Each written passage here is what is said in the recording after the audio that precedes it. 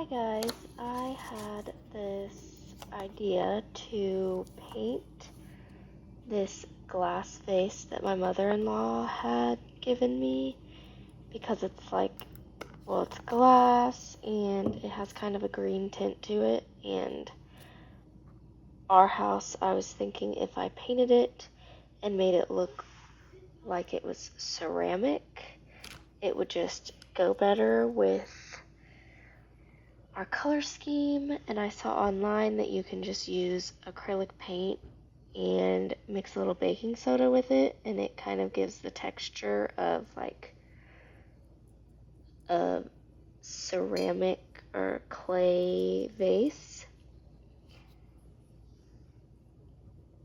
If I did this again, I don't know if I was supposed to, but I feel like it would have been a lot easier if I would have actually sanded the glass. I don't even know if that's a thing, but this was definitely a trust the process project. I did this first coat, and as you can see, it was really streaky and really thin, but I was determined to finish this project while Jake was putting Theo down for a nap.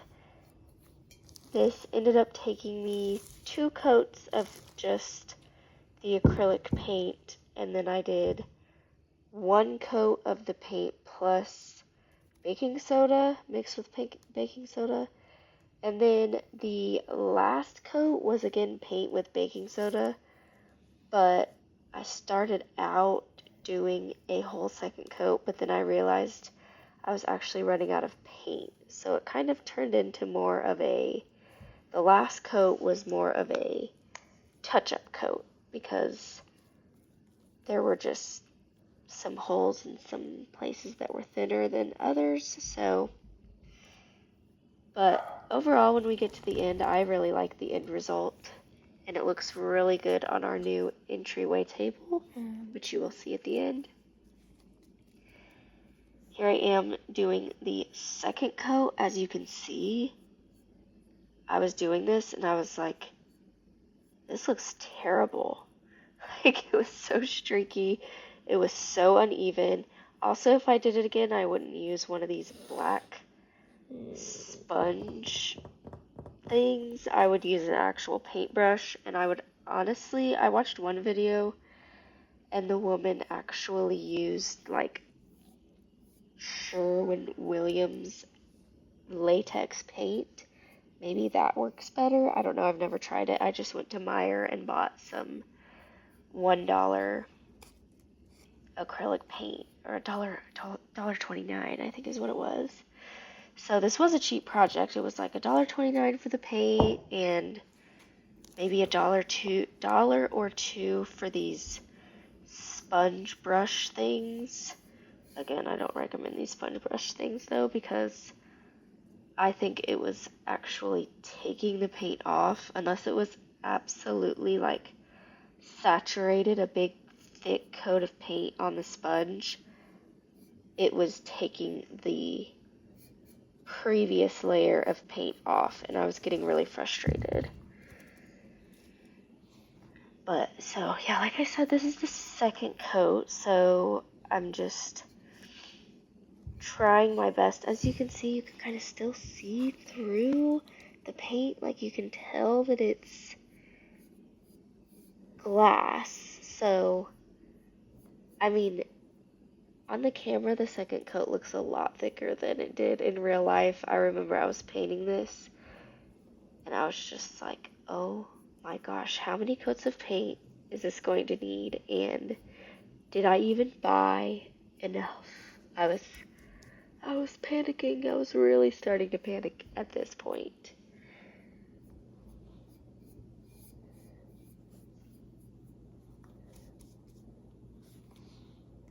I will say it was a quick drying acrylic paint, but I think I would only give it like 10 to 15 minutes to dry.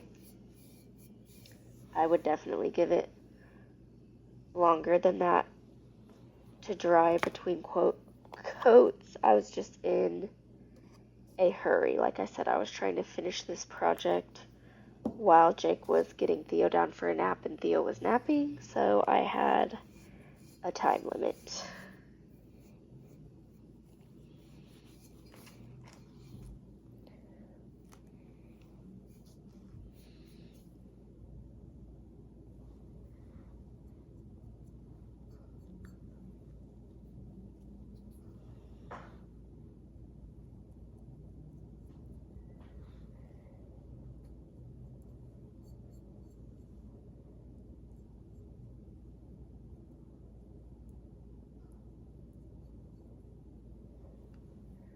Also, if it's stressing you out at all that I did not roll up my sleeves, it is stressing me out too. I don't know why I'm doing this whole thing with this baggy sweater and I didn't roll up my sleeves. I was just asking to dip my sleeve in paint.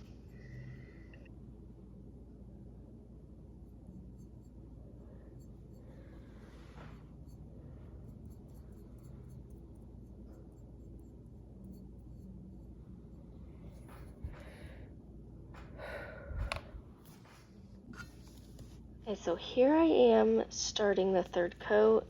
As you can see, I pointed at some random hole that was there. I don't even know how that got there, but as you can see, this is the third coat with the baking soda, and you can just still see that it was so thin. Like, that second coat was such a thin coat, but mixing the paint with baking soda helped a lot. It made the paint itself a lot thicker, so it just was a lot easier to work with, and it just clung to the previous paint a lot easier. So this third coat is when it was starting to look up. It was starting to, I was starting to feel a little more confident.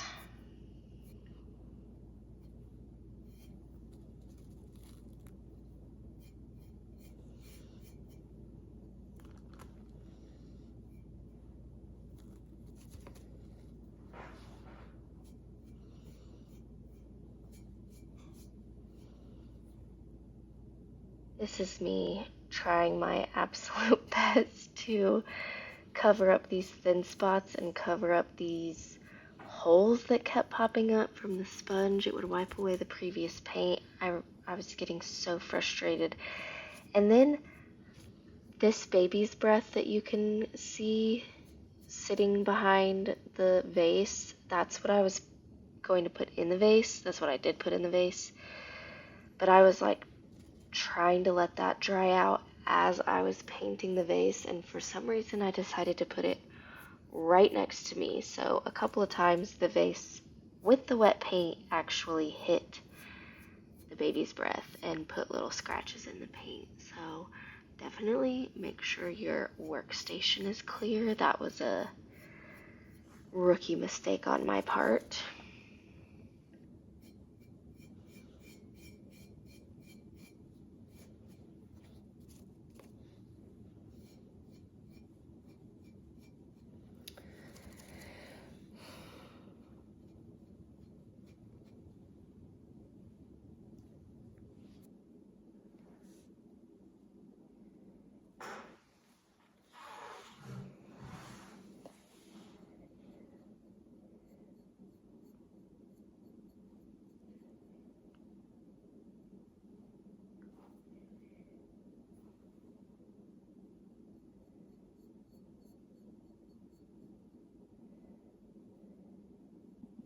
Okay, and finally, this is the last coat.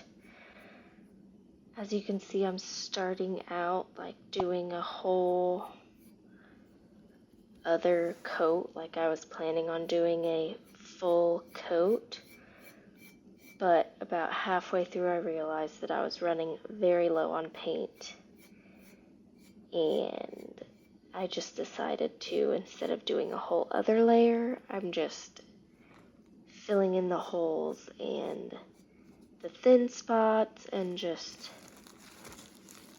trying to make sure it looks good, pretty much.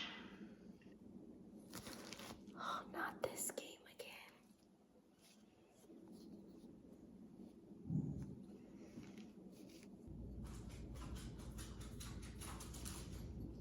here I am just adding a few finishing touches.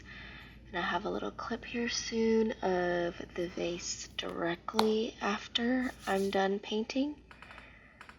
So there's what it looks like in the daylight, and then here's how I decided to style it. It's in our entryway, on our entryway table. Those candles will stay. Right now they're just in glass vases. I just need some pillar candle holders, but thanks for watching, and I'll see you next time.